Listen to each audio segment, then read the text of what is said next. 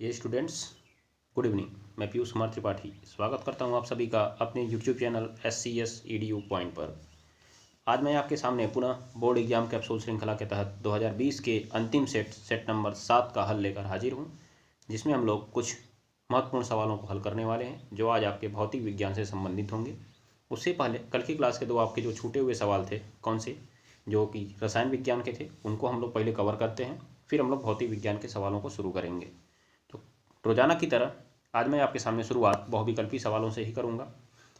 पहला सवाल तो आपका रिपीटेड क्वेश्चन है, और अगर आपने इसको ध्यान से पढ़ा होगा तो मैंने इस सवाल को आपको 2019 के सेट नंबर 5 में करवाया हुआ है।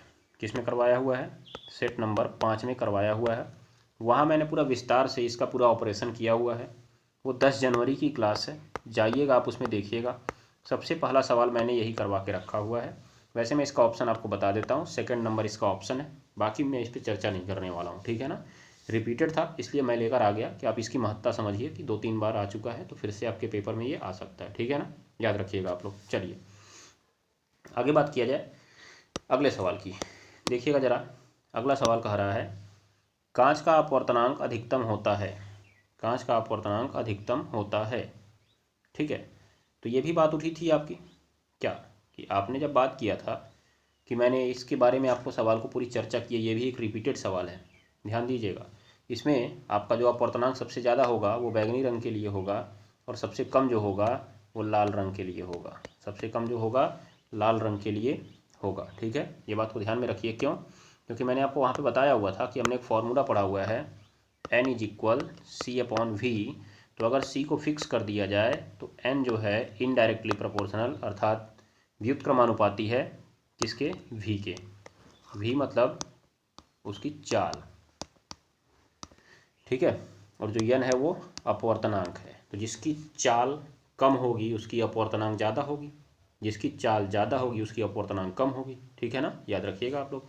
इसको तरंग दैर्ध्य से भी आप लगा सकते हैं कि N व्युत्क्रमानुपाती 1/λ अर्थात तरंग दैर्ध्य। ध्यान दीजिएगा आप लोग। तो ये चीज़ आपको फोकस करना होगा। तो आप चाल से बता लीजिए, चाहे आप तरंग दैर्ध्य से बता लीजिए, चाहे जिससे बता लीजिए। तो आपने देखा होगा कि जो चाल होती है वो बैगनी रंग की सबसे कम होती है, क्योंकि आपने जो विबग्योर पढ़ा हुआ है, विबग्योर, इसमें जो R होता है रेड को प्रदर्शित करता है, OR।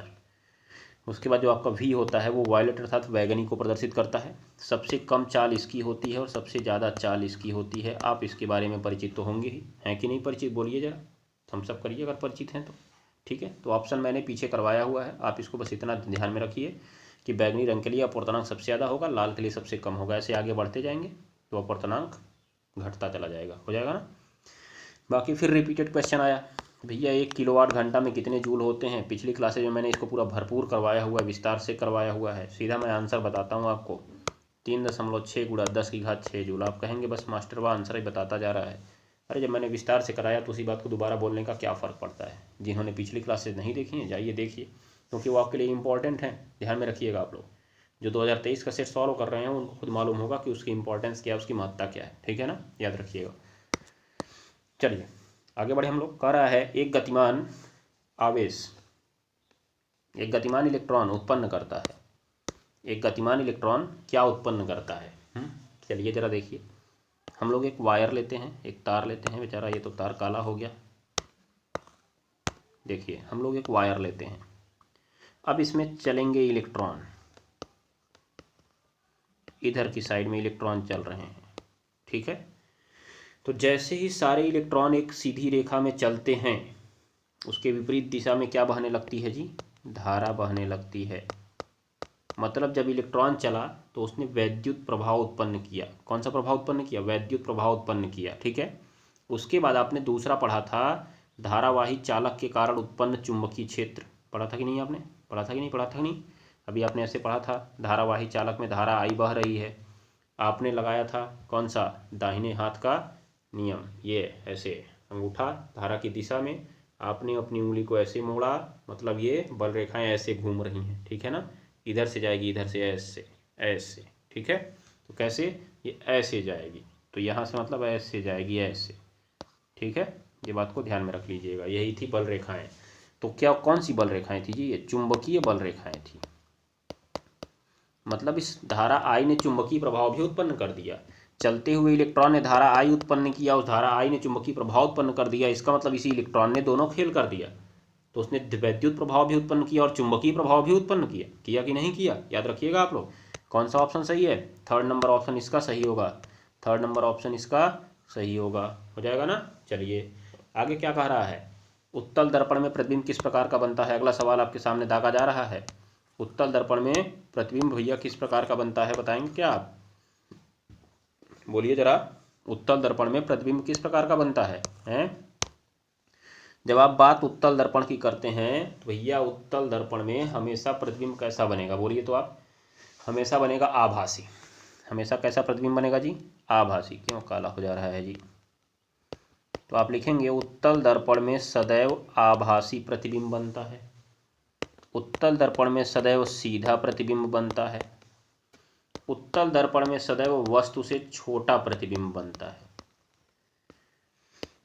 उत्तल दर्पण में सदैव वस्तु से छोटा प्रतिबिंब बनता है। तो बस यही लिखेंगे आप कि उत्तल दर्पण में सदैव आभासी, सीधा और वस्तु से छोटा प्रतिबिंब बनता है। ठीक है ना, ये बात को ध्यान में रख लीजिएगा आप लोग। चलिए, कह रहा उत्तल दर्पण के दो व्यवहारिक उपयोग बताइए। तो पहला वाहनों के पश्च दृश्य दर्पण में, पश्च दृश्य दर्पण मतलब जो पीछे देखने के लिए दर्पण लगा होता है ना। ये शब्द आपको पेपर में पूछा गया इसलिए मैं यहाँ पे लिख रहा हूँ, नहीं तो यहाँ पे साइड मिरर लिख सकते हैं आप लोग, अंग्रेजी वाले साइड मिरर लिख सकते हैं। ठीक है, तो पेपर में पश्च दृश्य दर्पण पूछा हुआ है, तो वाहनों में पश्च दृश्य दर्पण में इसका प्रयोग करते हैं। दूसरा इसका उपयोग लिख लीजिएगा, दूसरा सड़क पर लगी स्ट्रीट लाइटों, सड़क पर लगी स्ट्रीट लाइटों के परावर्तक भाग में। किस भाग में जी? परावर्तक भाग में। ठीक है, ये बात को आप अपने दिमाग में बैठाइएगा, परावर्तक भाग में याद रखिएगा। क्यों? जैसे सड़क पर लाइट लगी, उसके परावर्तक भाग में अगर इसको लगा देंगे तो ये प्रकाश को फैला देगा। ठीक है ना, याद रखिएगा। क्यों? क्योंकि यहाँ से अवतल दर्पण से किरणें टकराती हैं, फिर ऐसे फैलती हैं। ध्यान दीजिएगा। ठीक, चलिए तो आगे बढ़े हम लोग। आइए जरा देखा जाए आगे क्या कह रहा है अगला सवाल।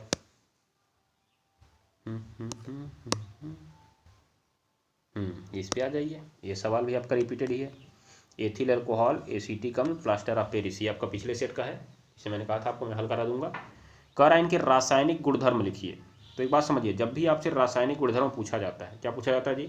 रासायनिक गुणधर्म पूछा जाता है, तो आपको उसमें उसकी रासायनिक क्रियाएं लिखनी पड़ती हैं। मतलब ऐसी रासायनिक क्रिया लिखिए जो आप जानते हैं, ऐसी रासायनिक क्रिया लिखिए जो आप जानते हैं। तो क्या होगा बोलिए तो? अगर आप एथिल अल्कोहल का रासायनिक गुण लिखना चाहते हैं तो एथिल अल्कोहल के कौन कौन से रासायनिक गुण आप जानते हैं? तो एथिल अल्कोहल के रासायनिक गुणों में पहला आप जानते हैं प्रबल विद्युत धातु से क्रिया। प्रबल विद्युत धातु से क्रिया क्या होता है? एथिल अल्कोहल का सूत्र जरा बताइए तो, C2H5OH होगा कि नहीं होगा? फिर देखिएगा आप लोग, C2H5OH हो गया इसका फॉर्मूला, प्लस आप इसकी प्रबल विद्युत धातु जैसे सोडियम से क्रिया करा दीजिए। प्रबल विद्युत धातु से जो भी क्रिया करता है सबके सब हाइड्रोजन विस्थापित करते हैं, मतलब यहाँ से H2 निकल जाएगा। तो तुरंत जब H2 निकला तो यहीं का H निकला होगा ना, उसकी जगह Na चला आएगा, C2H5ONa और प्लस यहाँ पे लगा रहेगा। आपको भैया अगर इसको बैलेंस करना है तो देख रहे हैं आप कि H 2 बार आ गया वहाँ पे, तो मतलब यहाँ पे 2 करना पड़ेगा, यहाँ पे 2 करना पड़ेगा और इसको भी 2 करना पड़ेगा, हो जाएगा आपका बैलेंस। ठीक है ना, याद रखिएगा आप लोग। चलिए, इसका एक रासायनिक गुण हो गया। दूसरा रासायनिक गुण इसका अम्ल से क्रिया करा दीजिए, कार्बोक्सिलिक अम्ल से, एस्टरीकरण जिसे आपने कहा था। क्या कहा था आपने? एस्टरीकरण जिसे आपने कहा था। ठीक है ना, ये बात को ध्यान में रखिएगा। तो एक ही आपको लिखना है, एक इसको लिख दीजिएगा, बाकी दूसरा आपको लिखना है। तो एस्टरीकरण मैंने आपको पीछे बताया हुआ है, उसको याद करिए और उसको लिख देंगे आप। ठीक है, दूसरा रासायनिक गुण मैं देख लेता हूँ एसीटिक अम्ल का।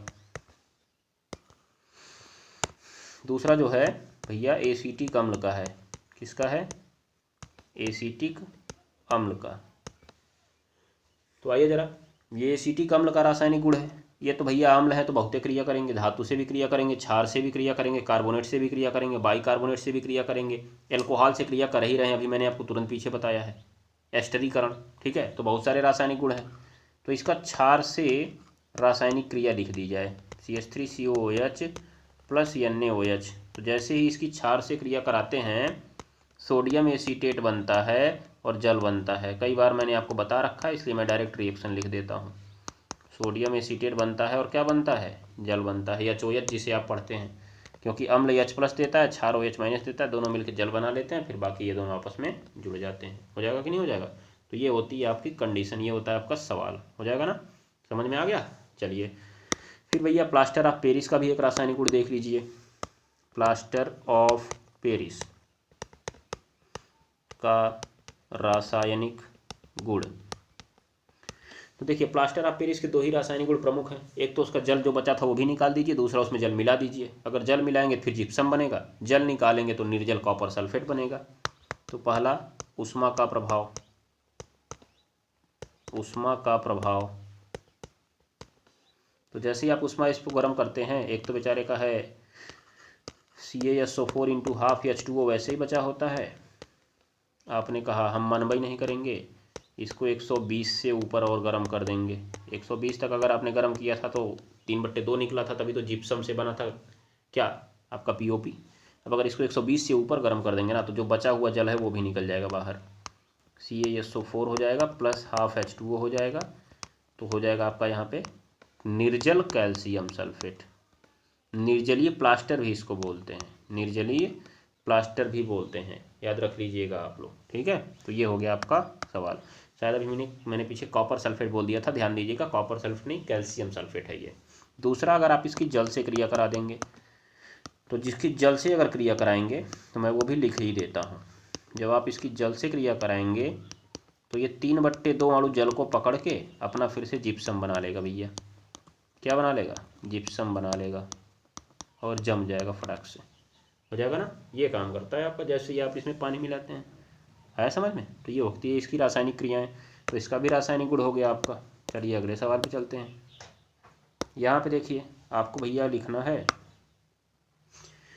साबुनीकरण क्या है, योग अभिक्रियाएं क्या हैं, सजातीय श्रेणी और इसके उपयोग क्या हैं। तो साबुनीकरण शायद मैंने आपको करवाया हुआ है, कितनी बार करवाया हुआ है साबुनीकरण। ये देखिए, ये साबुनीकरण का ये मतलब नहीं है कि जो साबुन का सफाई कारक गुण है, नहीं नहीं भैया, नहीं नहीं नहीं, ये साबुन बनाना है आपको, साबुन बनाना है। ठीक है, साबुन बनाना है, तो आप क्या लिखेंगे, लिखिए, बोले वसाओं की क्रिया, वसाओं की क्रिया सोडियम हाइड्रोक्साइड से कराने पर, वसाओं की क्रिया सोडियम हाइड्रोक्साइड से कराने पर, सोडियम हाइड्रोक्साइड से कराने पर क्या बनता है बताएंगे आप? ग्लिसरॉल बनता है, ग्लिसरॉल बनता है और प्लस साबुन बनता है। तो साबुनीकरण में केवल आप इतना भी लिख देंगे तब भी सही है। तो क्या लिखेंगे, वसा और सोडियम हाइड्रोक्साइड की आपस में क्रिया से साबुन को बनाना या साबुन का बनना साबुनीकरण कहलाता है। वसा और सोडियम हाइड्रोक्साइड की आपस में क्रिया से साबुन का बनना क्या कहलाता है, साबुनीकरण कहलाता है। तो अगर आपको रिएक्शन नहीं याद आ रहा है तो बस आप इतना ही लिख दीजिए, तब भी आपका काम चल जाएगा भैया। ठीक है ना, याद रख लीजिएगा। परंतु मैं एक बात बताऊं कि यहाँ पे अगर पूरा रिएक्शन लिखने को आ गया, रासायनिक गुण लिखने को आ गया, तो आप लिखेंगे कैसे, देखिएगा। आप लिखेंगे पहले ग्लिसरॉल का फॉर्मूला CH2O COO C17H35, क्योंकि आपको लेना है सोडियम स्टीयरेट वाला साबुन ना, ज़्यादा मात्रा में कार्बन होना चाहिए। दूसरा आपका CH रहता है, यहाँ भी हो जाता है O COO, फिर C17H35, फिर आपका आ गया CH2O, फिर COO C17H35, हो जाएगा ना। अब उसके बाद देखिएगा आप लोग क्या होता है इसमें, जो भैया आपका C17H35COO है वो Na के साथ चला जाता है। किसके साथ चला जाता है? Na के साथ। बाकी ग्लिसरॉल के साथ ये मैं क्या कर रहा हूँ जी, OCOO 2 बार क्यों वो लिख रहा हूँ जी? एक CH निकलता है, एक COH निकलता है ना, तो COO CH2CO। एक मिनट, हम लोग यहाँ पे थोड़ा सा ऑक्सीजन को ज़्यादा मात्रा में लिख रहे हैं, ऑक्सीजन को ज़्यादा लिख दे रहे हैं जी, ऑक्सीजन को ज़्यादा नहीं लिखना है। ये रहेगा CH2CO C17H35। जैसे ही आप इसकी भैया सोडियम हाइड्रोक्साइड से क्रिया कराते हैं, मैं 3 बार सोडियम हाइड्रोक्साइड लिख देता हूँ, 3 बार हो जाएगा। मैं 3 बार लिख देता हूँ सोडियम हाइड्रोक्साइड। तुरंत ही आपको मालूम होना चाहिए कि भैया जो CO C17H35 है वो Na को लेकर फरार, CO C17H35 Na को लेकर फरार, CO C17H35 इसको लेकर फरार। ठीक है, याद रखिएगा आप लोग। उसके बाद आपका बन जाता है यहाँ पे C17H35 COO Na। ठीक है, उसके बाद प्लस आपका बन जाता है CH2OH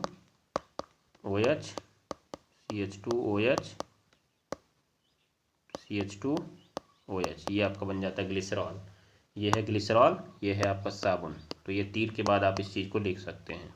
ठीक है, तो ऐसे आप लिख दीजिएगा इस सवाल को, आराम से समझ जाएंगे कि नहीं समझ जाएंगे? ठीक है ना, तो आराम से समझ गया तो थम्स अप करिए, हम लोग आगे बढ़े।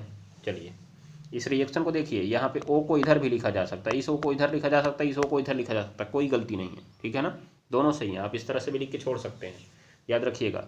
क्योंकि एस्टर का जो फॉर्मूला है ये आप ऐसे भी तो लिख सकते हैं ROCOR, अगर आपने ऐसे लिख दिया तो भी कोई गलती नहीं, ये भी सही है।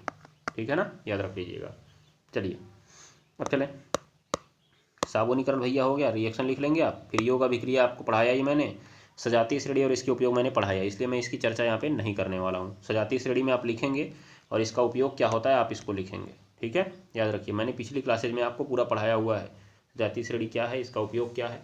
तो इसका उपयोग में आप सीधा सीधा याद रखिएगा कि इसका उपयोग क्या होगा, किसी जाति के सदस्यों का सामान्य सूत्र लिखने में, किसी जाति के सदस्यों का सामान्य सूत्र लिखने में। ठीक है, ये बात को ध्यान में रखिएगा।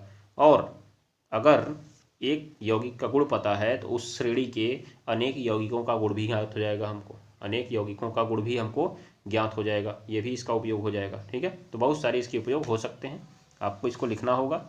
चलिए हम चलते हैं अगले सवाल पर। अगर आपको नहीं आपने लिखा होगा और अगर आपको पूछना होगा, समझना होगा, तो आप कमेंट बॉक्स में कमेंट कर दीजिए, मैं आपको उपयोग अगली क्लासेज में बता दूंगा। लेकिन मैंने पीछे पढ़ाया हुआ है, एक बार आप अपना रिवीजन करिए फिर मुझे बताइएगा। ठीक है ना, चलिए आगे बढ़ें, अगले सवाल पे चलें। अब आइए ज़रा यहाँ से, फिर यही आपका रिपीटेड क्वेश्चन, फिर मैं क्यों बताऊँ आपको ये, आप कहेंगे कोई बात बता नहीं रहे हैं, अरे सर जब रिपीटेड ही है तो क्यों बार बार चर्चा करें हम उस पर। अभी तो मैंने हाल फिलहाल में इसको बताया, दूरदृष्टि दोष क्या है, इसका निवारण कैसे किया जा सकता है। बोलिए, तो आसान सवाल है कि नहीं आपका? ठीक है, सही है। चलिए फिर आगे देखिए, आपका +20 डायोप्टर क्षमता का लेंस है, इसकी आवर्धन क्षमता निकालनी है, मतलब इसकी आवर्धन क्षमता यम ज्ञात करनी है हमको, यम। तो आवर्धन क्षमता यम ज्ञात करनी भैया, और इसका जो क्षमता है वो P जो है प्लस में 20 डायोप्टर है, तो तुरंत ही आप इसकी फोकस दूरी F निकाल लीजिए, 100/F बराबर 100/20, मतलब +5 सेमी। कितना आ जाएगा? +5 सेमी आ जाएगा। आया कि नहीं आया, बोलिए। उसके बाद कह रहा है कि वस्तु का प्रतिबिंब जो है अस्पष्ट दृष्टि की न्यूनतम दूरी पर बना रहा है। तो यहाँ जो है अस्पष्ट दृष्टि की न्यूनतम दूरी D मानी जाएगी। क्या मानी जाएगी? D बराबर 25 सेमी। और ये मैंने आपको पिछली क्लासेज में, अभी देखिए लेंस वाला क्या बोलते हैं, मैंने दूरदर्शी और सूक्ष्मदर्शी का सवाल आपको कराया हुआ था। ठीक है, तो ये उसी से रिलेटेड है आपका, याद रखिएगा, क्योंकि कुछ और तो दी नहीं गई है इस पर, बस आपको यहाँ से लगाना कैसे है। आप आवर्धन का फॉर्मूला लगा दीजिए, यम इज इक्वल 1 + D/F। ये होता है जब आपको फोकस दूरी और स्पष्ट दृष्टि की न्यूनतम दूरी मालूम हो तब। ठीक है, तो आपको इसमें रख देना है 1 + 25 होता है और फोकस दूरी आपकी 5 है, तो 1 + 5 आ जा गया, तो यम बराबर आपका 6 आ गया। आवर्धन इसका 6 है, मतलब 6 गुना बड़ा प्रतिबिंब बनाएगा। वो कितने गुना बनाएगा? 6 गुना बड़ा प्रतिबिंब बनाएगा। ये एक सूक्ष्मदर्शी है, याद रखिएगा, ये सूक्ष्मदर्शी का सवाल है, तो हिसाब से आपके चैप्टर से ये कट जाना चाहिए, ठीक है, क्योंकि ये सूक्ष्मदर्शी आपके सिलेबस में अब नहीं रह गई है, याद रखिएगा। चलिए अगले सवाल की ओर चलते हैं। अगला सवाल देखा जाए क्या कह रहा है भैया कि यह एक मोमबत्ती किसी पर्दे से 90 सेमी की दूरी पर रखी हुई 20 सेमी फोकस दूरी का एक उत्तल लेंस मोमबत्ती और पर्दे के बीच में कहाँ रखें कि मोमबत्ती का वास्तविक तथा छोटा प्रतिबिंब पर्दे पर बन जाए। एक बात अब दिमाग में बैठाइए आप, यहाँ से कुछ बातें आपको सीखने को मिलेंगी। देखिएगा, पहले तो भैया आपसे कहा, देखिएगा उत्तल लेंस है और उत्तल लेंस पे आपका वास्तविक और छोटा प्रतिबिंब बनना है। याद रखिएगा आप लोग, वास्तविक और छोटा प्रतिबिंब बनना है, मतलब वो तो लेंस से दूसरी साइड में बनेगा। अगर आभासी बना तो इस साइड में बनता है, ठीक है ना।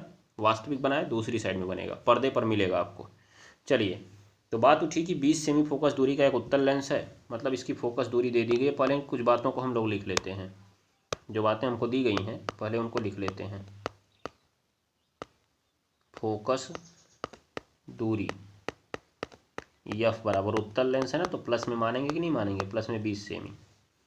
लेकिन भैया कहीं इसमें वस्तु की दूरी दी गई क्या, बताएंगे क्या, कितना है वस्तु की दूरी, बोलिए तो। वस्तु की दूरी कितनी है बताइए, दी गई क्या 90 सेमी, 90 सेमी दी गई है? नहीं, 90 सेमी नहीं है, वो तो पर्दे से दूरी है, हो लेंस से दूरी होती है ना ये, तो वस्तु की दूरी नहीं है वो पर्दे से दूरी है। इसलिए ध्यान से सवाल को पढ़िएगा, खोपड़ी चलाते हुए सवाल को पढ़िएगा, ये छोड़ छाड़ के मत भागिएगा, ठीक है ना, याद रख लीजिएगा, नहीं तो मामला गड़बड़ा जाएगा। चलिए देखिए, आप ध्यान से देखिए, यहाँ पे हम जो बात करने वाले हैं, यहाँ पे हमने फोकस दूरी को तो लिख दिया, परंतु मामला क्या फंस गया ना, हमको वस्तु की दूरी पता है ना प्रतिबिंब की दूरी पता है। एक तो बात उठी कि वास्तविक और छोटा बनना चाहिए, वास्तविक और छोटा बनना चाहिए, इसके लिए आपको लेंस की फिर से 5 स्थितियाँ ध्यान में रखनी पड़ेंगी।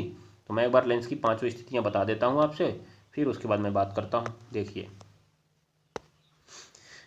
यहाँ पर आपका जो होता है F2 होता है, F होता है, इधर 2F होता है, इधर भी इसका F होता है और इधर आपका 2F होता है, हो जाएगा ना, ये बात को ध्यान में रखिएगा।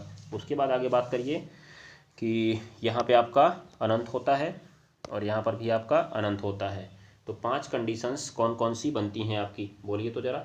देखिए इधर साइड में आपका F1 2F1, F2 2F2, 5 condition आपकी कौन कौन सी बनी थी इसमें। पहली कंडीशन आपकी F1 की बनी थी, दूसरी कंडीशन आपकी दोनों के बीच वाली बनी थी, तीसरी कंडीशन आपकी 2F1 की बनी थी, चौथी कंडीशन आप 2F1 और अनंत के बीच देखे थे, और 5वीं कंडीशन आप इधर देखे थे। वही सब कंडीशन इधर भी है कि 1 नंबर, ये वाला आपका 2 नंबर, ये आपका 3 नंबर, और यहाँ से यहाँ तक आपका 4 नंबर, और जो अनंत था ये आपका 5 नंबर। तो मैंने कहा था, तो आप ध्यान से देखिए कि अगर आप 1 नंबर पर रखेंगे तो प्रतिबिंब इसका 5 नंबर पर बनेगा, 2 नंबर पर रखेंगे तो 4 नंबर पर बनेगा, 3 नंबर पर रखेंगे तो 3 नंबर पर बनेगा, 4 नंबर पर रखेंगे तो 2 नंबर पर बनेगा, 5 नंबर पर रखेंगे तो 1 नंबर पर बनेगा। बनेगा कि नहीं बनेगा, ऐसे घूमता जाएगा, जैसे इधर जाएंगे वैसे इधर चलता जाएगा। उसके बाद देखिए यहाँ आपका छोटा प्रतिबिंब बनता है, ये भी आपका छोटा बनाता है, ये भैया आपका बराबर बनाते हैं, और इसके अंदर वाले लोग बड़ा बनाते हैं। तो आपसे बोला गया कि छोटा प्रतिबिंब बनना चाहिए, कैसा बनना चाहिए, छोटा, मतलब आपको इस कंडीशन नंबर 4 में वस्तु को रखना पड़ेगा, मतलब 2F1 से अनंत के बीच वस्तु को रखना पड़ेगा। तो एक बात पहले ही आप लिख लीजिए, 2F1 से अनंत के बीच रखा जाएगा, 2F1 से अनंत के बीच, चूँकि कैसा प्रतिबिंब बना है आपका, छोटा बना है, कैसा बना है, छोटा बना है। देखिए काफ़ी तगड़ा सवाल है, ये घुमा देगा आपको, आप फंस जाएंगे इसको लेकर। तो 2F1, F1 का मान आपने देखा था 20 सेमी है, तो टोटल 40 सेमी, 40 सेमी से अनंत के बीच होना चाहिए, मतलब 40 से ज़्यादा होना चाहिए, कम नहीं। तो जो आप उत्तर प्राप्त करेंगे ना, वो उत्तर आपका वस्तु की दूरी जो है 40 से ज़्यादा होनी चाहिए, U बराबर 40 से ज़्यादा होनी चाहिए, जो 40 से ज़्यादा आएगा वही आंसर होगा, मैंने आपको यहाँ पे बता दिया है। अब चलते हैं सवाल पे हम लोग। भैया एक है पर्दा, ये जो है पर्दा, पर्दा है, पर्दा है। उसके बाद देखिएगा यहाँ पे एक ऑब्जेक्ट रखा गया है, वस्तु। पूरी दूरी जो है आपकी वो 90 सेंटीमीटर की है। पूरी दूरी जो है आपकी वो 90 सेमी की है। आपने इसमें एक रखना है उत्तल दर्पण, तो सॉरी उत्तल लेंस। तो यहीं पे कहीं आप रखेंगे भैया उत्तल लेंस। जब यहीं पे कहीं आपने उत्तल लेंस रख दिया तो ये उसका प्रकाशिक केंद्र हो गया सी, कह दीजिए सी कहते हैं ना यहाँ पे सी। यहाँ पे उसका F1 हो गया और यहाँ पे उसका हो गया 2F1। ये सब तो मालूम नहीं है आपको, क्योंकि ऑब्जेक्ट नज़दीक भी हो सकता है, दूर भी हो सकता है। तो आप इन सब चीज़ों को लिखने का प्रयास ही मत करिए। चलिए मैं कोई बात नहीं करता हूँ, मैं भी नहीं लिखता हूँ। आप नहीं लिखेंगे तो हम कहाँ लिखें, ठीक है। ये सब मत लिखिए आप। लेकिन आपने ये उत्तल लेंस रख दिया यहाँ पे। टोटल दूरी अगर 90 हो गई तो आपकी, अब देखिए यहाँ से यहाँ तक की दूरी को क्या बोलेंगे आप? वस्तु की दूरी u बोलेंगे। लेकिन पता है क्या कितनी है? नहीं, पूरी 90 है तो आप उसको मान लीजिए x। क्या मान लीजिए? x। तो जैसे ही आपने उसको x माना, आप बताइए, देखिए क्या कह रहा है। देखिए फंसाया है सवाल को आप बढ़िया तरीके से, कि प्रतिबिंब पर्दे पर स्पष्ट बनना चाहिए। मतलब प्रतिबिंब की जो दूरी होगी वो पर्दे पर होगी। प्रतिबिंब की जो दूरी होगी वो पर्दे पर होगी। यहाँ बनेगा, यहाँ बनेगा प्रतिबिंब, ठीक है। प्रतिबिंब जो है पर्दे पर बनेगा, पर्दे पर। तो प्रतिबिंब पर्दे पर बना तो यहाँ से यहाँ तक हो गई आपकी प्रतिबिंब की दूरी। तो एक बात बताइए, टोटल था 90, यहाँ से यहाँ तक 90 था। ये इतना हिस्सा यक्स हो गया, मतलब यहाँ से यहाँ तक का देखिए पूरा 90 था, ये हिस्सा यक्स हो गया। तो बाकी बचा कौन सा? 90 में से यक्स घटा देंगे तो मिल जाएगा। तो आपको जो v मिल गया वो 90 माइनस यक्स मिल गया। तो आप देखिए आपका u जो है माइनस में है और जो आपका v है वो प्लस में है। क्यों? क्योंकि इधर साइड में v मिल रहा है ना। वास्तविक भैया हमेशा प्लस साइन बनेगा, ठीक है, याद रख लीजिएगा। तो अब आप लिख लीजिएगा कि u बराबर प्लस यक्स, माना u बराबर प्लस यक्स सेमी। और चूंकि कुल दूरी जो है, कुल दूरी 90 सेमी है, तो प्रतिबिंब बनने के लिए 90 सेमी दूरी पर बनना चाहिए वो। तो जो आपका v होगा वो 90 में से यक्स घट जाएगा, 90 में से यक्स घट जाएगा। u मैं यहाँ पे फिर गलत लिख रहा हूँ, क्योंकि u तो आपका हो जाएगा माइनस। क्यों? क्योंकि वस्तु की दूरी तो हमेशा माइनस में होती है ना। तो समझिएगा ध्यान से मैंने क्या कहा। पहले भैया आप वस्तु बनाए, ये आपकी वस्तु थी। यहाँ भैया आप बनाए पर्दा, बीच में आपने रखा एक लेंस। कितनी दूरी पर रखा नहीं मालूम था, आपने इधर यक्स मान लिया, इधर भी 90 माइनस यक्स मान सकते थे। जो आपने इधर माना वो वस्तु हो गया, जो इधर माना वो प्रतिबिंब हो गया। तो सब कुछ आपको लग गया है मालूम। अब आप लगा देंगे लेंस सूत्र से 1/f बराबर 1/v माइनस 1/u। तो 1/f आपने देखा 20 सेमी का है और बराबर 20 ही है ना, नहीं पता चला कुछ दूसरा ही रखते चले जाएं। हाँ 20 सेमी ही है, 20 सेमी ही है। उसके बाद आपका जो 1/v है वो मिला आपको 90 माइनस यक्स, और माइनस आपका जो 1/u है, 1/u वो मिल गया आपका माइनस में यक्स। किस में मिल गया? माइनस में यक्स मिल गया। अब जरा इसको सॉल्व करिए धड़ाधड़। 1/20 बराबर 1/90 minus x, minus minus plus हो जाएगा 1/x। अचर ये सॉरी दोनों नीचे हर अलग हैं, तो हर अलग हैं तो इसका एलसीएम ले लीजिए। 90 माइनस यक्स में गुणा करा के यक्स का, तो इसका तिरछा गुणा उधर हो जाएगा, उसका तिरछा गुणा इधर हो जाएगा। तो यक्स और प्लस जब इसमें गुणा होगा तो 90 माइनस क्या हो जाएगा? यक्स। तो आप देखिए अब तो यक्स से यक्स आपने काट दिया।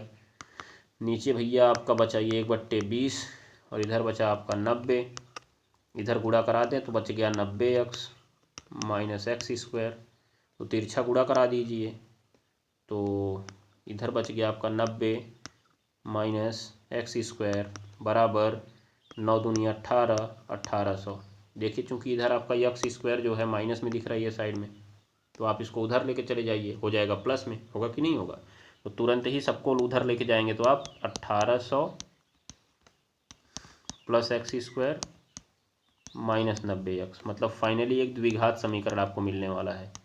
एक्स स्क्वायर माइनस 90x और प्लस 1800 और बराबर 0।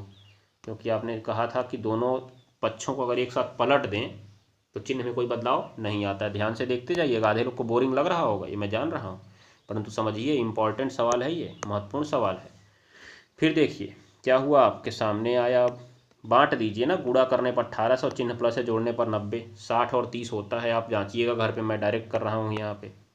तो 60x और माइनस 30x ये हो जाएगा, ठीक, और प्लस कितना 1800 बराबर 0। तो आपको मिला यहाँ पे पहले दोनों में से कॉमन, फिर इनमें से कॉमन। अगर पहले दोनों में से कॉमन करेंगे तो बचेगा भैया x माइनस 60, फिर माइनस लगा के 30 कॉमन कर लें तो x, बाहर माइनस कॉमन कर रहे हैं, अंदर का चिन्ह प्लस से हो जाएगा, माइनस 60 बराबर 0। दो गुणनखंड आ गए, एक आ गया x माइनस 60, दूसरा आ गया x माइनस 30 बराबर 0। तो एक बार आप कर लीजिए x माइनस 60 बराबर 0, तो x बराबर आ गया 60 सेमी। उसके बाद एक आ गया x माइनस 30 बराबर 0, तो x बराबर 30। दोनों u का आंसर हो सकता है, 60 सेमी दूरी पर भी हो सकता है, 30 सेमी दूरी पर भी हो सकता है, परंतु कहा भैया आपको जो प्रतिबिंब बनाना है वो छोटा बनाना है। तभी तो हमने कहा, देखिए छोटा कब बना था यहाँ पे आपका प्रतिबिंब, यहाँ भैया आपका छोटा कब बना था, जब 40 से अनंत के बीच रखे ना आप, जब 40 से ज़्यादा दूरी पर रखे थे। क्यों? क्योंकि यहीं पे तो छोटा बनता है, 2f1 के बाद ही रखेंगे तभी छोटा बनेगा ना। 2f1 क्या है, f1 आपका 20 है, यहाँ से यहाँ तक 20 है, तो यहाँ से यहाँ तक कितना होगा 40, तो 40 से ज़्यादा दूर रखेंगे तभी तो होगा। पता चला कि आप इसके बीच रख दीजिए, इसके बीच, तो यहाँ बन जाएगा, लेकिन बड़ा बन जाएगा ना, बड़ा बनेगा वो प्रतिबिंब, ठीक है। तो बड़ा नहीं बनाना है आपको, छोटा बनाना है ना, छोटा। इसीलिए आपने ऐसा करना है कि कौन सा आंसर सही हो जी हमारा, 60 सही होगा, 30, 40 से ज़्यादा जो होगा यह सही है, यह सही है, ये अग्राह्य हो जाएगा, ये क्या हो जाएगा अग्राह्य, मतलब हमारे काम का नहीं रह जाएगा, ठीक है ना। ये बात को आप ध्यान में रखिएगा। तो आशा करता हूँ कि ये सवाल आपको एकदम क्लियर कट समझ में आ गया हो, समझ में आ गया हो, थम्स अप करिए, हम लोग चलें आगे। और आज की क्लास को यहीं पे हम लोग बंद करते हैं, बाकी का काम हम लोग कल की क्लास में करेंगे। तो मिलते हैं कल की क्लास में, तब तक के लिए नमस्कार, टाटा, गुड बाय। पढ़ते रहिए, पढ़ाते रहिए, हंसते रहिए और हंसाते रहिए। देखिए यहाँ पे आसान ही सवाल हैं सबके सब, ये कठिन सवाल है नहीं। आपको यहाँ से देख लीजिए, पहला सवाल मैं बता ही देता हूँ, चलते चलते, छोटा ही है इसलिए मैं बता दे रहा हूँ। 1.5 वोल्ट का है, तो V बराबर आपका आ गया 1.5 वोल्ट, 20 सेकंड तक उसमें प्रवाहित की गई, समय t बराबर भैया आपका आ गया 20 सेकंड, 15 जूल ऊर्जा प्राप्त हुई। तो ऊर्जा W है ना, ऊर्जा को W से प्रदर्शित करेंगे, कितने जूल मिली 15 जूल। क्या पूछा, प्रवाहित धारा I की गणना करो। कौन सा फॉर्मूला आप इसमें लगाएंगे, बोलिए तो कौन सा लगाएंगे, आपको कौन सा फॉर्मूला पढ़ाया गया इस रूल में। W बराबर रखिए VI/T, इसमें रख के लगा दीजिए, आपको आंसर मिल जाएगा। हो जाएगा कि नहीं हो जाएगा, आसान सवाल है एकदम। फिर कहा भैया 250 वोल्ट और 5 एम्पियर की फ्यूज वाले परिपथ में 25 वाट के कितने बल्ब जलाए जा सकते हैं। तो जो आपका फ्यूज लगेगा उसकी एक शक्ति होगी ना, शक्ति मतलब वाट। तो वाट गिन लीजिए ना, कितने वाट की उसकी शक्ति है। जैसे मान लीजिए कि आपकी पावर है 5 पैकेट बिस्किट एक साथ उठाने की है, या 5 पैकेट बिस्किट एक साथ उठा सकते हैं, याद रखिएगा। तो 5 पैकेट बिस्किट अगर आप एक साथ उठा सकते हैं तो वही आपकी क्षमता है। तो मान लीजिए 5 पैकेट बिस्किट को मैंने जोड़ दिया, 100 ग्राम का था वो 500 ग्राम हो गया, कितने ग्राम हो गया 500 ग्राम। तो आपकी क्षमता है 500 ग्राम उठाने की, और मैंने कहा आप 250 ग्राम के कितने बिस्किट उठा सकते हैं तब। तो आपकी क्षमता तो 500 ग्राम की है ना, तो आप 250 ग्राम के 2 ही बिस्किट उठाएंगे, 500 ग्राम हो जाएगा। मतलब समझिए कि ये जो आपका शक्ति दी गई है ना, इसी से आप भाग कर दीजिएगा, किसमें, यहाँ से शक्ति पता कर लीजिए। कैसे, देखिए यहाँ पे लिख दीजिए आप फ्यूज की शक्ति, फ्यूज का विभव पहले देख लीजिए। फ्यूज का विभव जो है V बराबर 250 वोल्ट, और जो धारा I है, धारा I कितना है 5 एम्पियर की है, हो जाएगा। उसके बाद देखिए फ्यूज है 250 वोल्ट का और धारा है 5 एम्पियर की, इसलिए इसकी शक्ति निकाल लीजिए, फ्यूज की शक्ति। फ्यूज की पावर कितनी है, पावर कितनी है जी, तो फ्यूज की पावर P निकालना है आपको, VI से निकल जाएगा। तो 250 गुणे 5 मतलब 25 25 125 आगे 0, 1250 वाट की है। मतलब जो आपका P है वो अधिकतम 1250 वाट उठा सकता है। कितना उठा सकता है, 1250 वाट उठा सकता है, ठीक है ना। तो अगर वो 1250 वाट उठा सकता है तो 25 वाट के कितने बल्ब उठाएगा। तो इसलिए बल्बों की संख्या जब ऐसा कुछ सवाल पूछे तो आप एकदम दिमाग लगाइए। आसान सवाल देखिए, तुरंत ही उस फ्यूज की शक्ति निकाल दीजिए P बराबर VI से, और उसमें जितनी शक्ति जलानी है उसका भाग दे दीजिए। मतलब बल्बों की जो संख्या होगी वो कुल शक्ति नोट कर लीजिएगा, कुल शक्ति बटे एक बल्ब की शक्ति, यही आपका नोट हो जाएगा। और किसकी कुल शक्ति है ये फ्यूज की कुल शक्ति है। किसकी है जी? फ्यूज की कुल शक्ति है, याद रखिएगा। तो एक बल्ब की शक्ति, उससे भाग दे देंगे, आपका आंसर आ जाएगा। ठीक है, तो फ्यूज की कुल शक्ति कितनी आई? 1250 वाट। मतलब इतना मैक्सिमम उठा सकता है वो। ठीक है, तो आपको उठाना कितना था? 25 वाट का उठाना था। तो आप काट देंगे, उत्तर आ जाएगा 50। मतलब 50 बल्ब जल सकते हैं। कितने बल्ब जल सकते हैं? 50 बल्ब जल सकते हैं। हो जाएगा ना, ये ध्यान में रखिएगा, ये भी मैंने आपको बता दिया। चलिए लास्ट सवाल बचा है, कल की क्लास में मैं कराऊंगा आपको। वैसे आज आप इसको लगाइएगा, देखिएगा आसान सवाल है। समांतर क्रम में धारा जुड़ जाएगी, एक का I1 निकाल लीजिए, एक का I2 निकाल लीजिए, दोनों को जोड़ दीजिए, I1 + I2, वही आपका आंसर हो जाएगा। ठीक है, इतना आसान सवाल क्या ही पूछा जी, 7 नंबर में ये सवाल पूछा हुआ है।